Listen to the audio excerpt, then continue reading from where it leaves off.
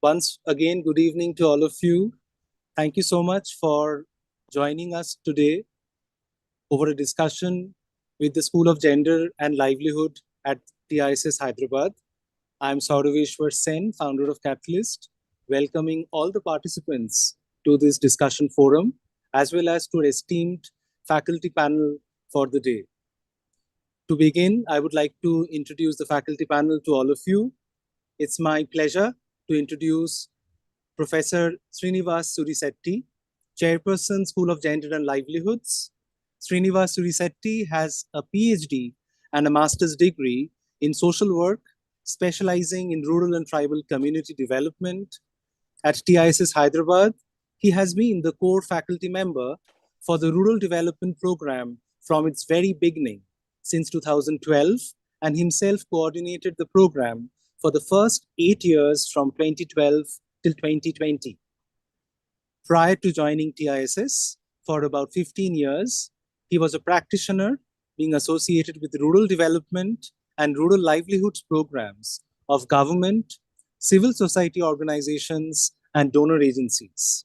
Srinivas Surisetti taught in Azim Premji University, Bengaluru, and University of Gothenburg, Sweden, as a part of the faculty exchange programs. Some of his research work is published in journals of repute and in books. Thank you so much, Professor Srinivas, for being with us. Joining Professor Srinivas is Dr. Sunaina. Dr. Sunaina is working as a faculty with the School of Gender and Livelihoods, Tata Institute of Social Sciences, Hyderabad. She has a PhD in psychology from University of Hyderabad, and her research was in the area of health communication.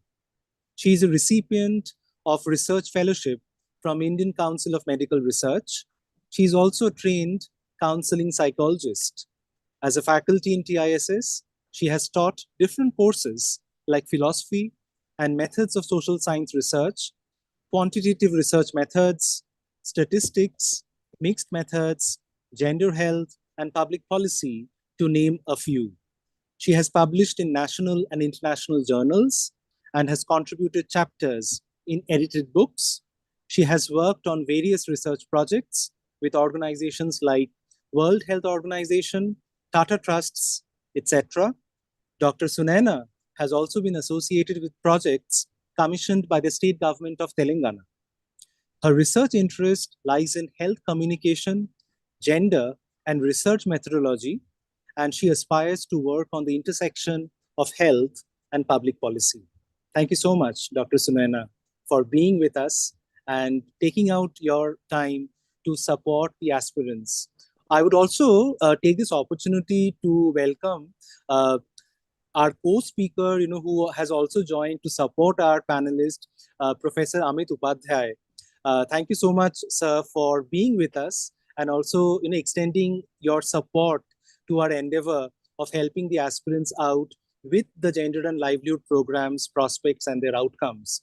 And last but not the least, of course, I can't thank Dr. Asim Prakash enough, for always being with us to support and anchor all that we are doing, to help the aspirants understand the prospects of TISS Hyderabad overall, along with the invaluable support of Shairi Ghosh from the communication team at TISS Hyderabad, right? So, I will not try to delay this further because I'm sure the aspirants are all waiting very, very earnestly to put forward their question and queries. And that is one of the reasons why, we also requested all of you to keep your videos on, because then, it's much more easier. So if there are many people who can still keep their videos on, if you can do that, it would be really helpful. And the session tonight is going to be primarily on your questions and queries. So if the faculty panel gives us the permission, I would like to open the discussion forum with questions, queries, doubts, concerns, problems,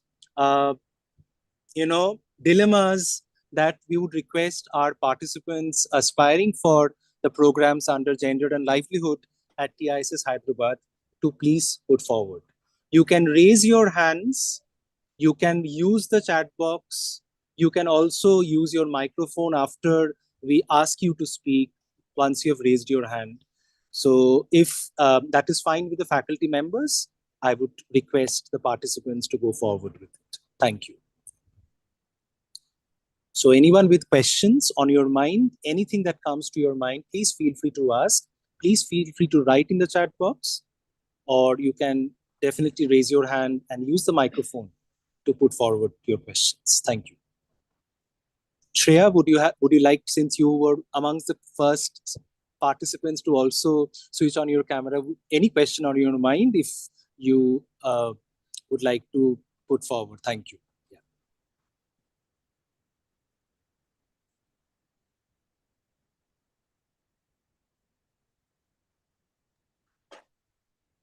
Shreya? Okay. Yeah. Hi.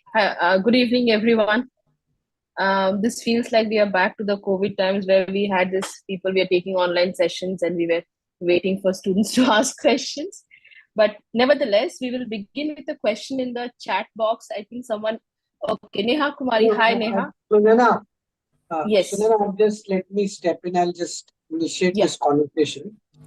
Sure. I just want to ask Dr. Surya Sethi first. World, everything is going global. Yeah. People think about New York, London, Chicago. Why should we study something called rural development, right? And what are the career prospects for it? Now, will I be working in some rural hamlet with no internet connectivity, no reels to watch? That's a very interesting question. Let me, put it into, two aspects. The first thing is about whether you want to work in India or in Africa. There are certain provinces or locations where a large number of population lives in an agrarian sector or in a rural sector, and their development, not necessarily your cutting edge level work, but at different levels. Srinivas, I just put the mic closer to you. That can impact their life and livelihood. It's not necessary that you are working in a small hamlet, but you might love to work there at least for some time and learn how things work before you venture into the higher levels. That's fine. The second thing is about even if you are thinking about US, World Bank, Asian Development Bank, knowing the method is very important. Whether you would like to write a policy brief or you want to come up with a program strategy, you should know the processes, the methods, and how to go about. So these are two, to sum up, you should know the method, know the process. You need not replicate solutions, but you would be definitely in a position to come up with a decent development plan wherever you work, whether you are sitting in Washington, DC, World Bank, or you are in a hamlet, you are, you are prepared. That's how, you should look at the community development work and the rural development.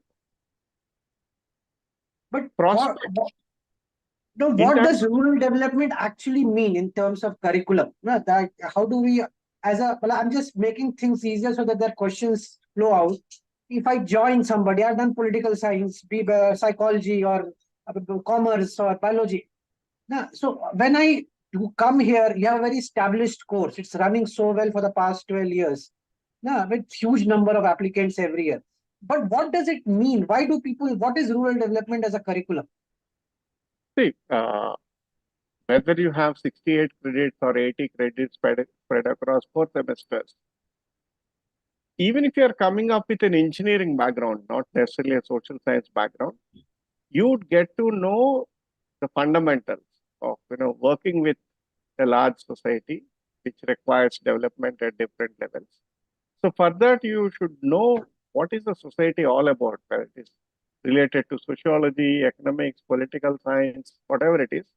You get to know how to look at the society and understand what are the traces around which the development can happen.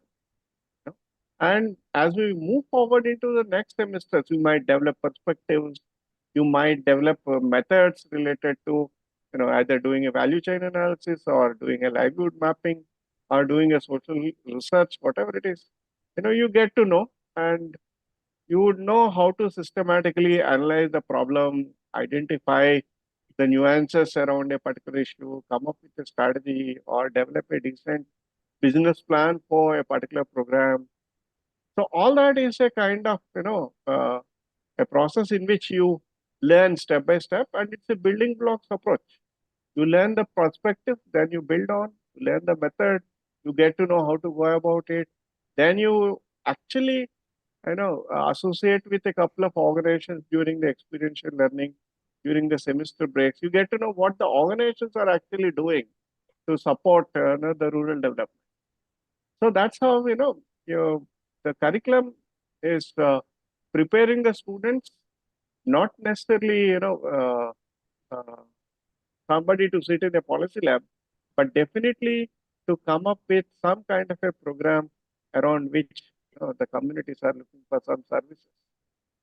So you're a potential program officer in a rural development program.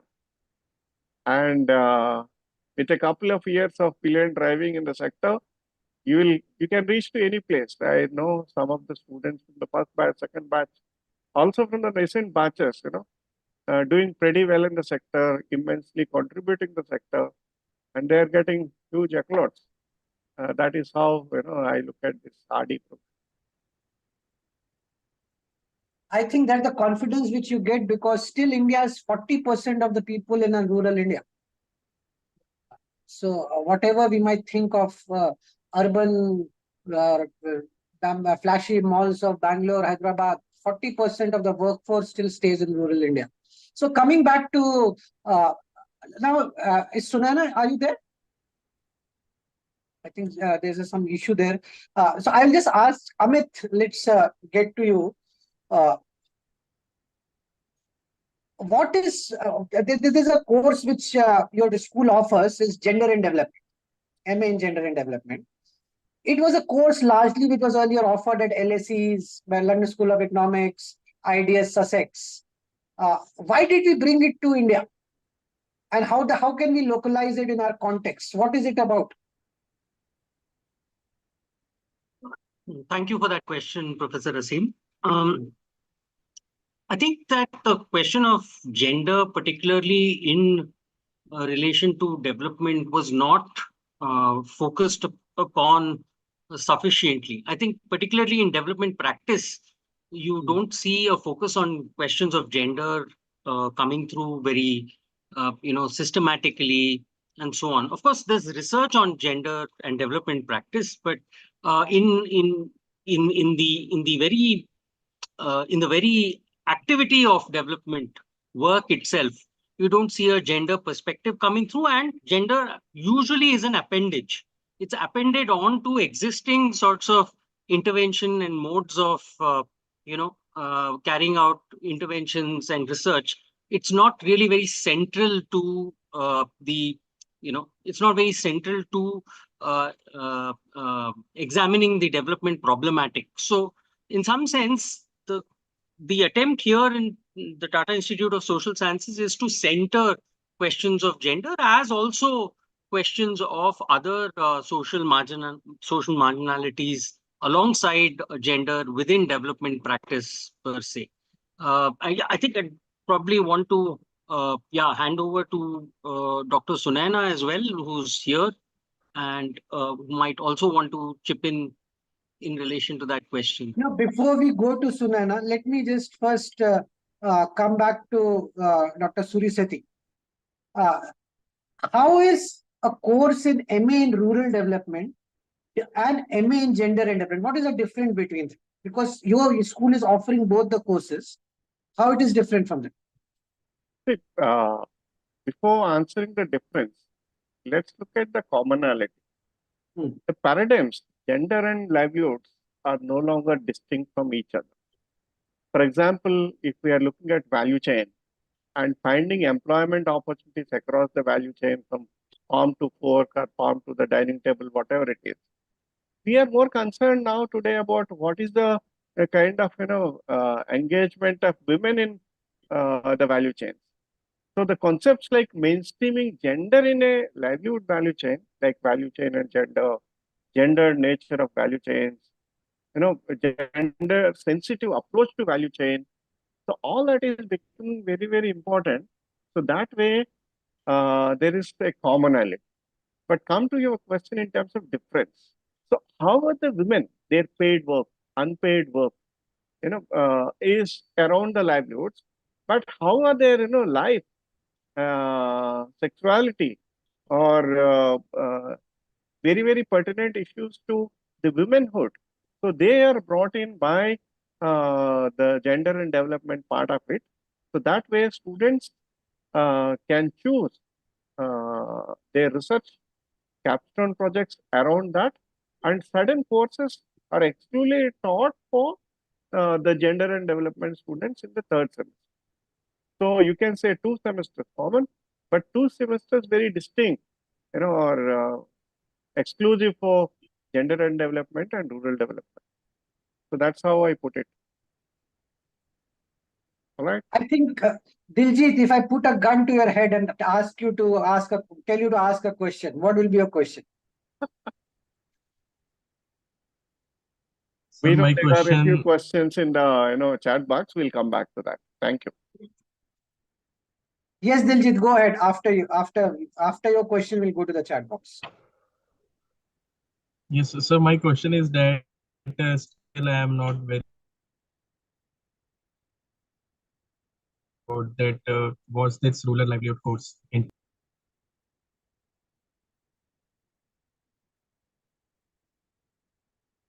His bandwidth is very low. We'll come back to Diljit. You may pick up the question in the chat box, Dr. Surisati. We'll begin with question 1 about the cutoff. If I have scored less than 100, will my admission application be approved? Should I answer that question? Yeah, please go ahead. Sure. See, all applications will be approved, even if you have 50 marks. Now, then what happens? Cutoff, we are not able to tell you the cutoff right now until we know how many people have applied. So if 100 people have applied and we have 30 seats, so the ratio becomes 1:3, and then the cutoff is decided. So until unless we close it on 24th, it would be difficult to tell us the cutoff right away. But hundreds, you should not shy away from applying. I can assure you that, because you should definitely try for it, and hopefully let's see what happens, because it's very difficult for us to tell you the cutoff.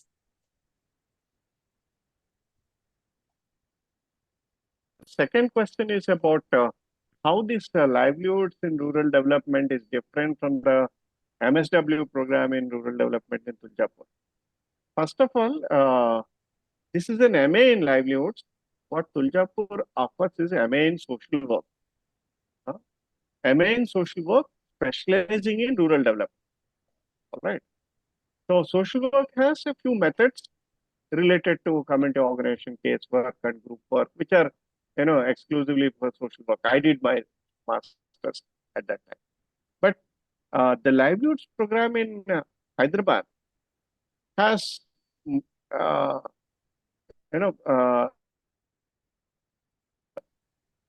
has more focus on livelihoods. That's how I should put it. You should get to know the concept, the way you could analyze certain frameworks, and how to promote livelihoods. All that is part of the main focus is on livelihoods. That is how I put it. And of course, there are research areas specializing within livelihoods, like collectives of farm producers, social entrepreneurship, non-farm livelihoods. So the research coursework is more focused on how to go about promoting livelihoods. All right.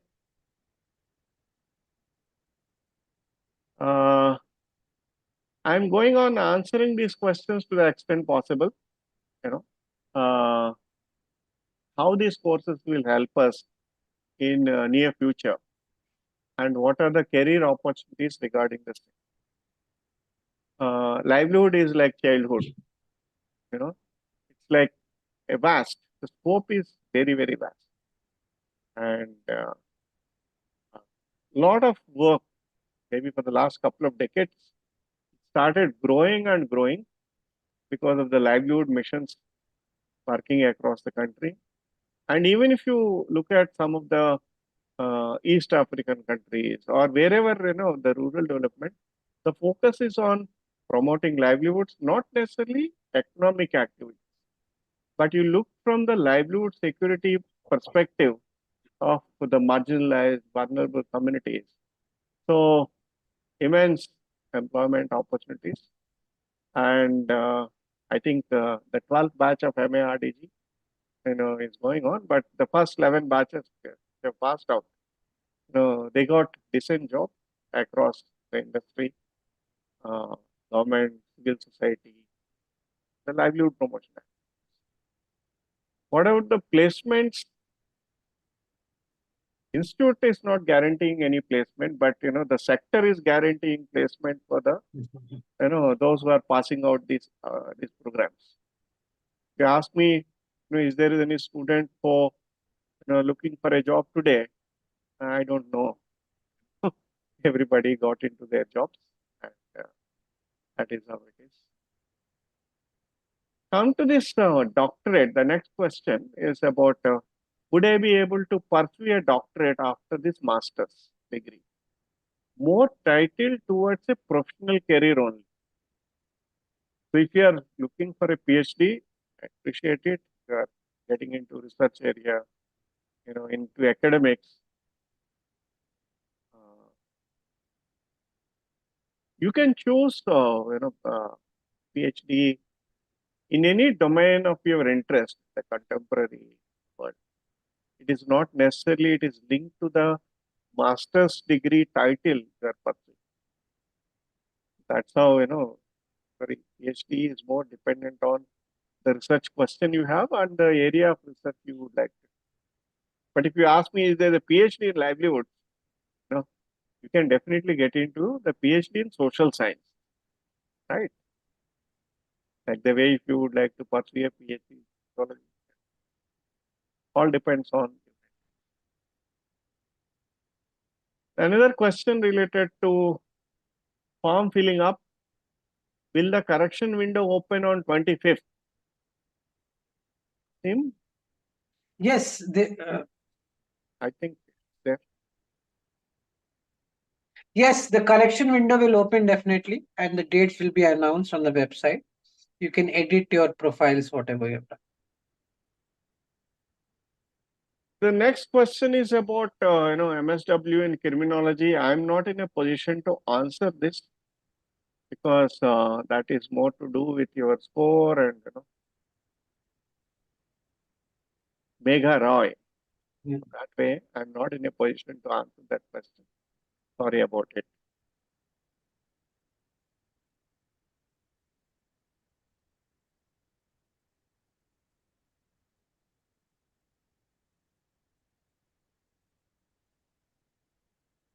How far it is possible to improve rural livelihood without government support, without much government support?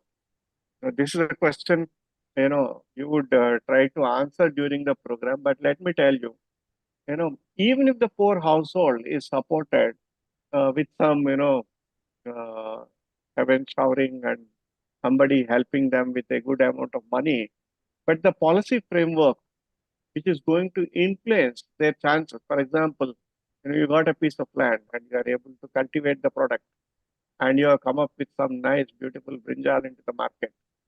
But the market is governed more by, not just by the market players, the policy framework around it. So that way, government is an important player in promoting, supporting livelihoods directly or indirectly. So I must say, without much government support, yes, it can happen. But with the government support, lots of things can happen. This is Devanshu Rajan. I think I'm done with the questions in the chat box, excepting Megha Rai to your question on criminology. Yeah, hi Shai, Sunaina here. I'm sorry, everyone, my network is a little patchy, so I've kept my video off. Shari, could you please share the brochure link also in the chat box? Prospective students can have a look at it.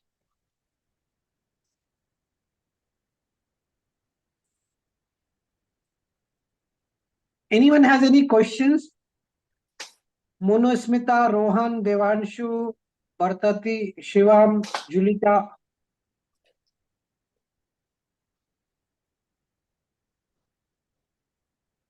Pragya.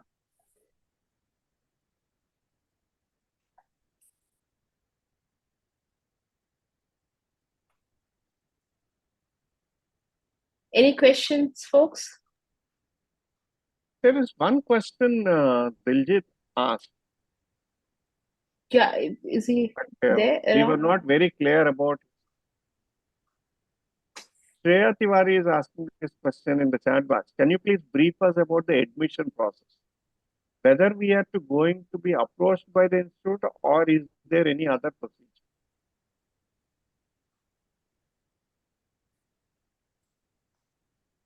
You can register using the links provided for this particular program.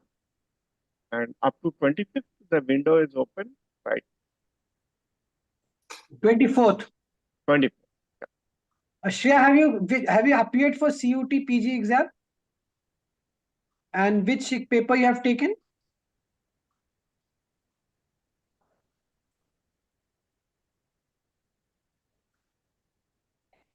If you have taken COPQ 11, COQP 11, then you can register. Shari, if you may put the link of this admission registration link on the, that would be. Yeah.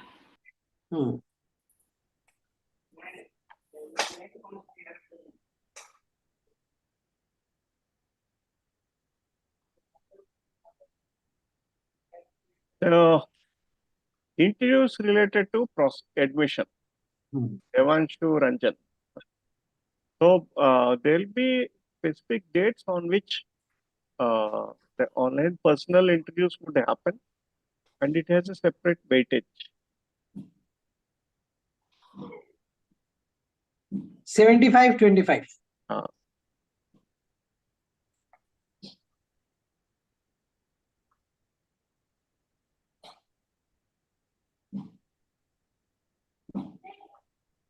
Ranjan, you got the answer?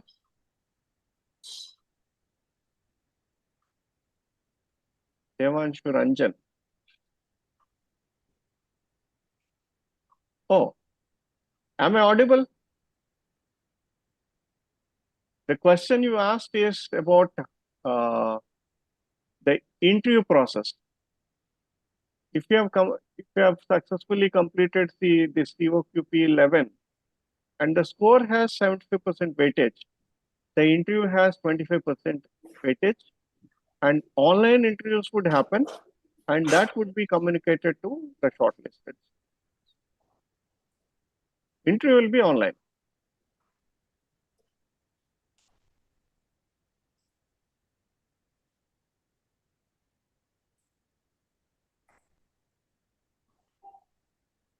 Fine. Great.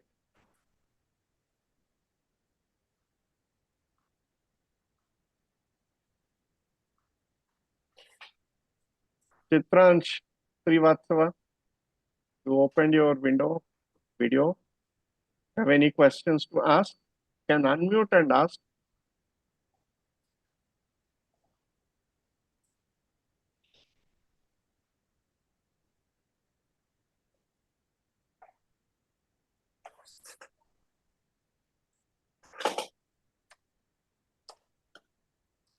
I come from the Baljit, yes. I come from the commerce background. As I explained in the beginning about the coursework, if you have an inclination for the development sector and be part of either rural development, gender and development, or most of the courses of TISS, not necessarily courses, are meant for developing professionals for this development sector. And we know that, and we had students with various backgrounds, including commerce, including engineering. So the first semester is meant for, or most of the courses of the first semester are meant for bringing all the students with various or varying backgrounds more or less onto the same page with the coursework, exposure visits, and the rural immersion, which is part of the experiential learning in the first semester. So you are provided that kind of a space to prepare for the next semesters and the detailed courses related to processes, methods, and all that research as you progress in the program. So that also requires you to put in good effort in the first semester, because you have not studied those courses as part of your +2 or graduation. That much only.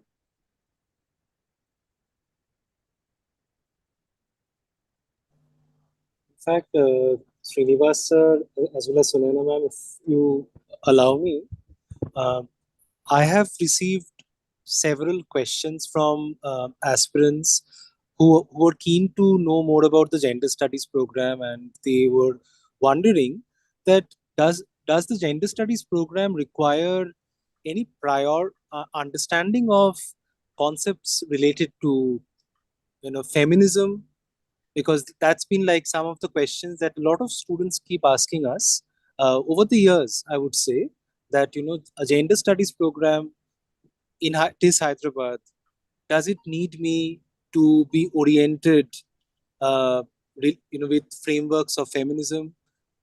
How would you like to address such a question? Thank you.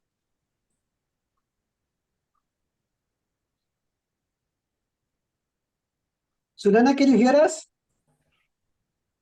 Yeah, I can hear, but I couldn't get the last part of the question. So No problem. basically, see, Yeah. when you do the MA in Gender and Development course, what should I be? What are my pre-qualifications? I be a feminist? I should be understanding what is feminism. What are the? Is this a very specialized course? This is a why? What is the? How can people who have done an ordinary BA join this course? Yeah, very interesting question. At a personal level, yes, I believe everyone should be a feminist. But yeah, but to answer the question, no, you really don't require a course on feminism as such, because I think all our courses at TISS is oriented in such a way that we do answer the gender question. Coming to our specific course on gender and development, I think there is I think my colleague Dr. Amit Upadhyay earlier mentioned, the gender question in the development paradigm was missing. And that required at some points, and over the years that we have looked at the Millennium Development Goals, MDGs, or the SDGs, and we are inching towards non-fulfillment of SDGs, we are again and again encountering the situation where the gender question is missing from the development paradigm. And we are looking, for example, in the context of livelihoods, how are we answering the question, where are the women? Where are the women in the formal sector, in the informal sector? Why is the labor force participation rate fluctuating? Why do we have more of educated women in the or women with higher qualification but less of labor force participation? This is just a simple question that I'm giving an example. These kind of questions require a very dedicated approach to answer, not only as a theoretical, not only from a theoretical perspective, but also from a very intervention style engagement. And for that, the first 2 semesters of our program is designed in such a way that regardless of the background that you come from, the course will orient you towards the gender question, regardless of the background.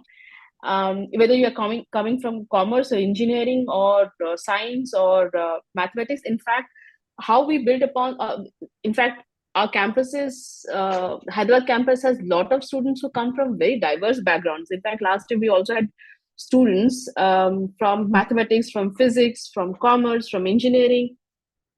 So it really does not bear a have any bearing what your background is.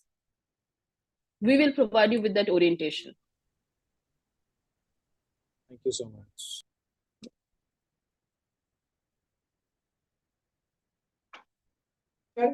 Sarusha, can you let me come for a few minutes? Yeah, please go ahead. Yeah. Sarusha, am I audible? Yeah, okay. See, I'll let you know. I just want to speak a bit about this whole MA in Gender and Development, the logic of doing this particular course.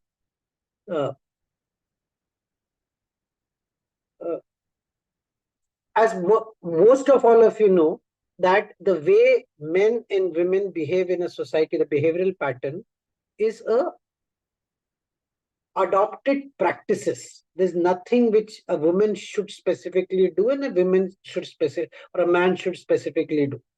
Apart from certain biological reasons, most of them are what we call is a social construct.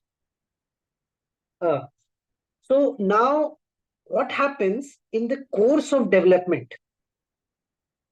If the roles are defined that what men should do and what women should do, then there is a natural discrimination which comes in. Sunana was trying to explain very beautifully right now, why do women who are very educated but still not in the job market?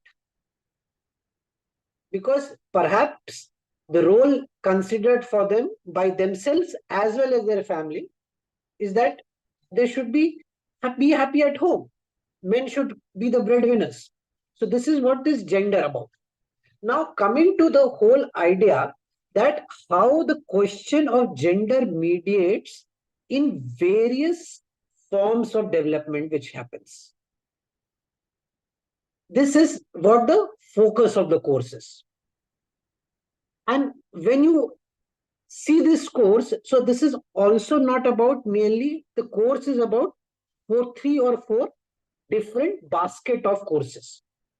The first kind of course would be a very theoretical in nature, where you try to understand that what are the patterns which the world has learned when it comes to women and gender.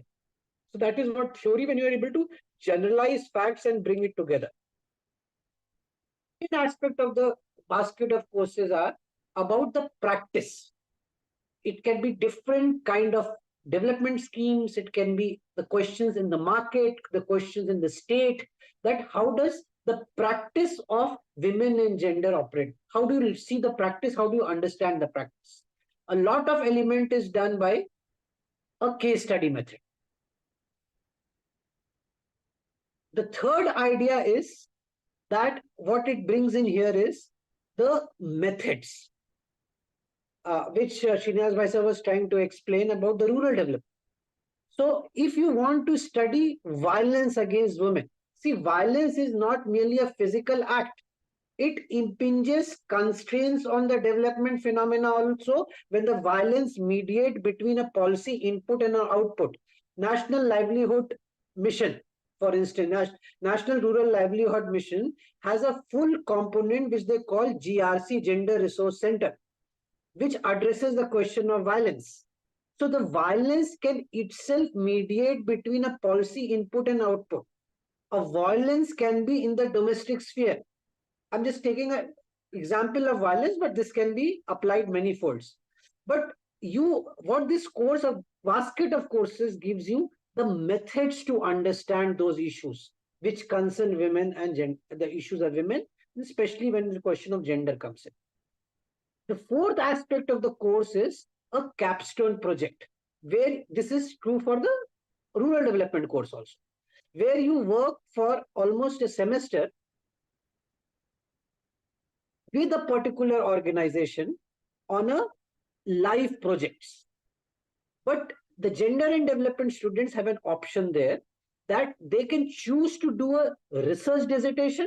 They can choose to do a capstone project. They work on the live projects in a particular organization. Whereas in MA in rural development, the capstone project is preferred over writing a dissertation, desk dissertation. So basically, gender and development comes with four basket of courses: theories, practice, methods, a solid base, this prepares you the solid base of research or a capstone project, which is a live project of a concern.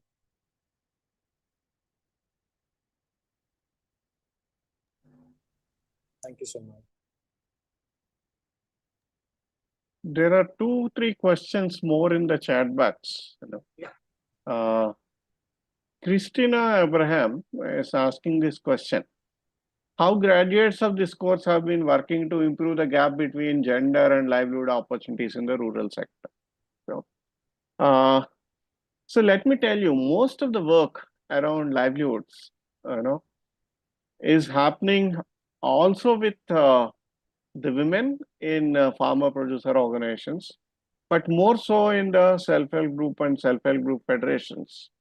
So that way, a large number of students being part of state rural livelihood missions are working with women and their livelihoods. To that extent, I can tell you about the previous batches. The scope is much more, when this particular program escalated from 68 credits to 80 credits, it's also, included lots of, gender lens related questions, and students of rural development program might also be able to do a lot more work around women and their development in future. Another question is about, Bharti is asking this question, how much time we get to speak on the extempore topics during the OPI. Normally, we have been saying that, you speak on a topic for a minute, maximum 3 minutes. All depends on, how we go about this time, but then it is. Another question is related to my program is getting delayed, my graduation. So all those things, depends on when you are going to complete the program. So if you are completing the program before the commencement of the classes, and if you are writing the exams a little later, that's a different case. But the eligibility in terms of pursuing a master's degree is that a completed graduate program. That means you should have completed your undergrad program to pursue a master's degree. Asim, you want to say anything about it? Because it's also talking about, they're still in the 5th semester. Okay, so 1 minute, I'll just check the question. What is the question? Devanshu Ranjan. See, even if you are admitted, suppose you qualify the exam, you will be admitted. Okay. And you have to give an undertaking that you will submit your results by this date. And suppose you don't submit your results by November, you will be asked to leave. No, because it's not your fault if your university has not given you the certificate. It's not your fault that the university has not conducted the examinations. No, so we have cases earlier also, like last year there was a case where there was a somebody who had from Calcutta had a supplementary exams to be there. She went and appeared for a supplementary in the month of November, but she failed in that supplementary. So we had given her time in November also, but then she was asked to leave in the month of December. If she had passed her exam in November, she would have continued here. So eligibility, as Dr. Srinivas said, is that your undergraduate degree is the eligibility, and you have to produce that. Otherwise, you will never get that degree, even if you invest here 2 years doing all 4 semesters.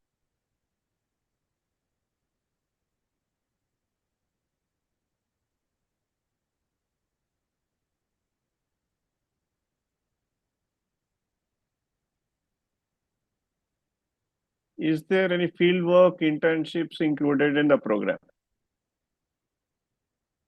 30 credits are meant for this fieldwork, internship, research, which is field-based.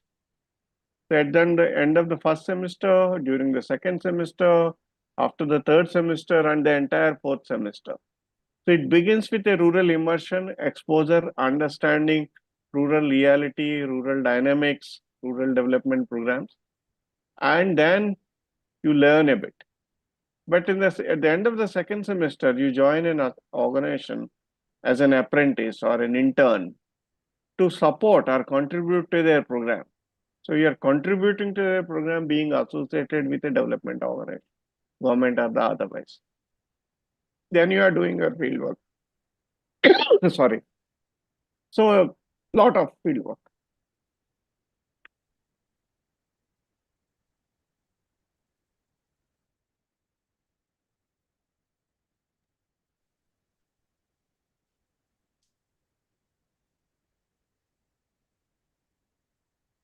Nana, if you're saying something, then you're not audible.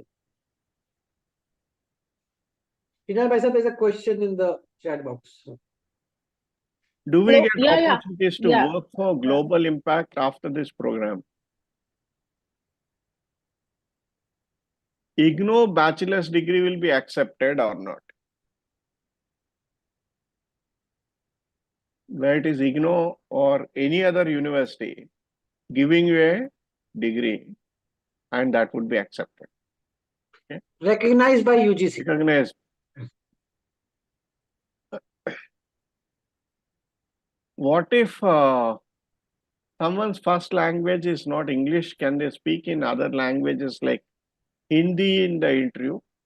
You are encouraged to speak in English. The programs at TSS are in English medium, and we have language support to help you pursue your academics in English. But we don't object, people speaking in any other language as far as the interview panel can understand. In this case, Hindi. So that way, there is no bar. You can speak in Hindi, and you can take the interview in Hindi. No issues. So Naina, please.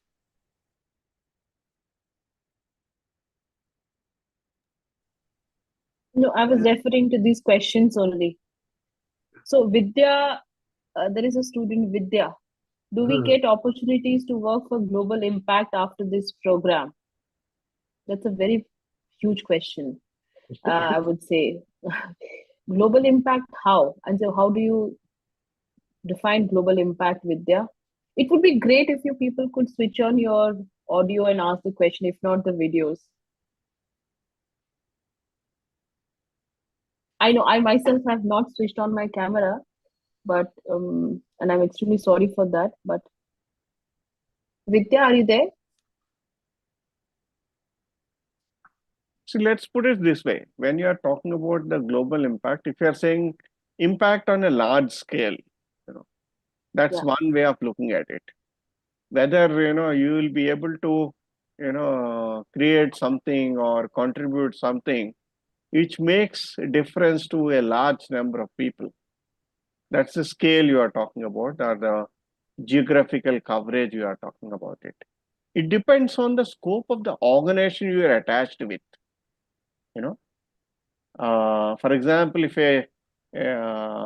you are coming up with some method, some process of working with the ultra poor or the very, very poor households across the globe, so that method, whether Grameen Foundation or World Bank, if you are part of that organization, so you will be able to impact that kind of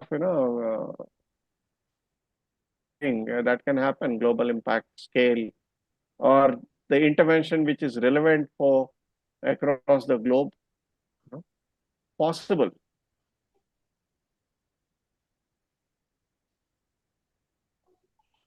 There is also a question from Christina Vijay, Abraham.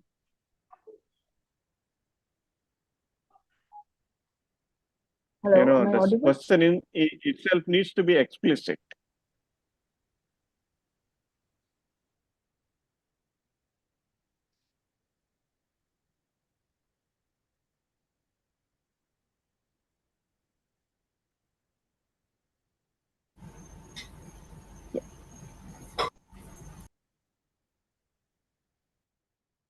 Anam, you are trying to unmute and ask something. Anam Anjum.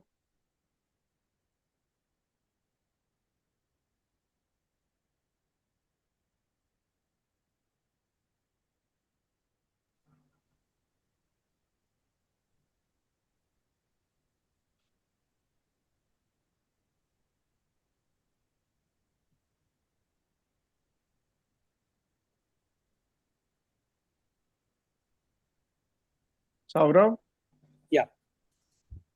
Uh, I wanted to ask that, we are seeing a great buzz around the sustainability sector, right? We are talking about green jobs. People are now looking at intersectionalities of climate change, gender, livelihood. We quite often receive these queries from students who are trying to also make like an inroad into the sustainability sector. To what extent can the gender and livelihood opportunity at TISS Hyderabad provide them with a footing to maybe make inroads into the sustainability sector? The sustainability sector, when we ask them what they mean by sustainability sector, they are specifically referring to quote unquote green jobs. So if the faculty would like to address those questions.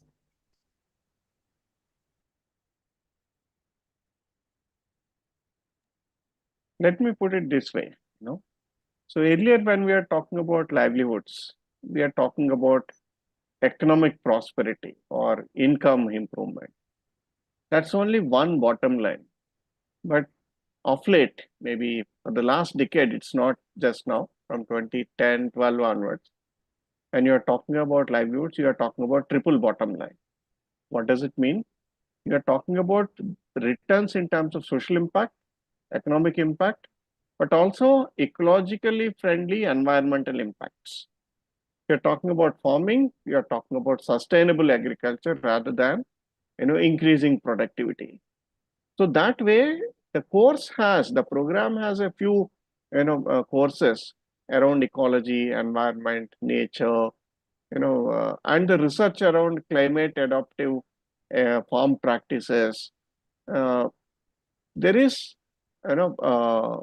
focus on the climate and issues related to climate change to an extent. It is not a natural resource based livelihoods course, but it has focus on natural resource based livelihoods. So that way, uh, the course has certain sustainability, sustainable development, sustainable rural livelihoods. This is how I would like to put it.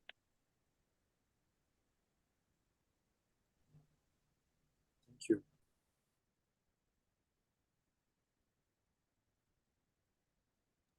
Okay, any more questions, anyone? We are yet to see any raised hands tonight. If participants, because we would like to also slowly kind of round off this session and sum up. I would also like to maybe, request the faculty that before we round the session off, maybe some of the procedural aspects, for CUET aspirants who are looking forward to complete their submission of forms before within the 24th of May. If there are any procedural aspects, technical aspects that you would like to communicate to the students, we would like to definitely round off the session on that note. But prior to that, any final questions from any of the participants, feel free to raise your hand and enable your microphone and ask the faculty. Thank you.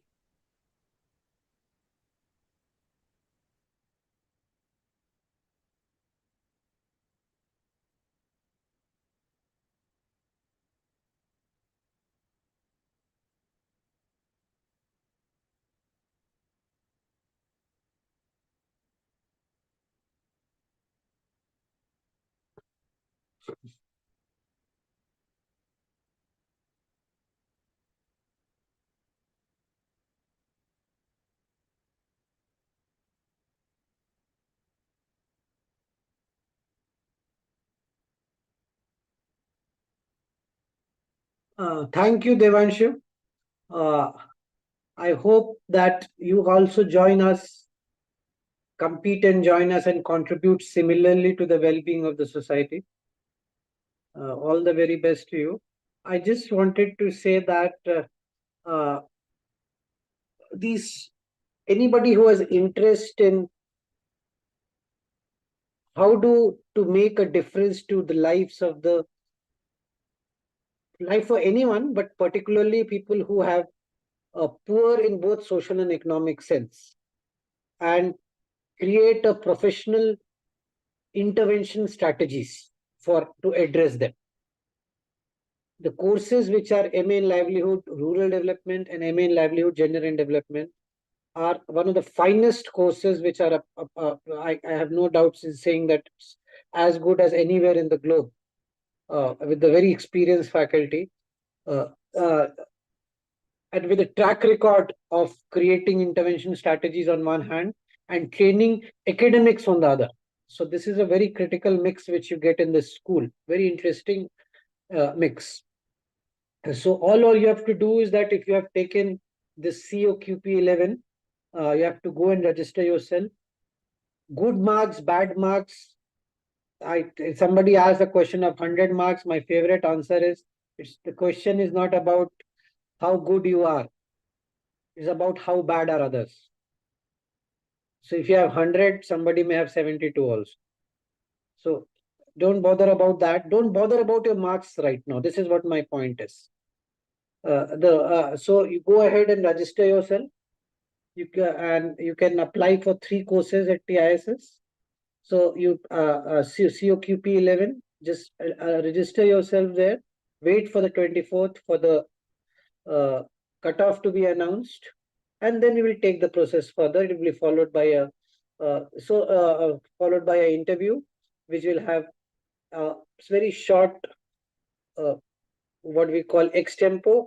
You don't have to be stressed and concerned about that. When I was your age, I was very scared of extempo. So you don't have to. We are more scared than you when we take extempo, so don't worry about that. So you can speak in any language, you can speak whatever you want there, and nobody. What the best part of TISS process is, there's nobody judging you there. We are interacting with you on your strengths. We will ask you question which you know about. We are not trying to test. We are not there to catch what deficiencies you have, because we firmly believe that everybody has some merit or other, and we have to examine them on their merit. So this is the process which we follow. All the very best to all of you. I hope to see many of you in the class of School of Livelihoods, Gender and Livelihoods. Bye-bye. You may join the WhatsApp group, which is Shari has just posted. You can ask any question at any point of time for filling in the application, registering yourself, how to take whatever questions you couldn't ask today, you can ask there. Please spread this news to others also. Let them also have this chat WhatsApp group invitation, and you can get all your answers there also. Have a good weekend. Thank you. All the best to everyone. Thank you. Absolutely. Thank you so much, professors. We understand that it has been like a series of sessions that all of you have been conducting, and truly appreciate from the bottom of our heart to share your perspective, provide the much needed impetus in the decision-making process of our aspirants. Just a little request to everyone, like always we have maintained, that please keep buffer in hand before you are submitting the form. Don't let things run into close to midnight of the day of the deadline, right?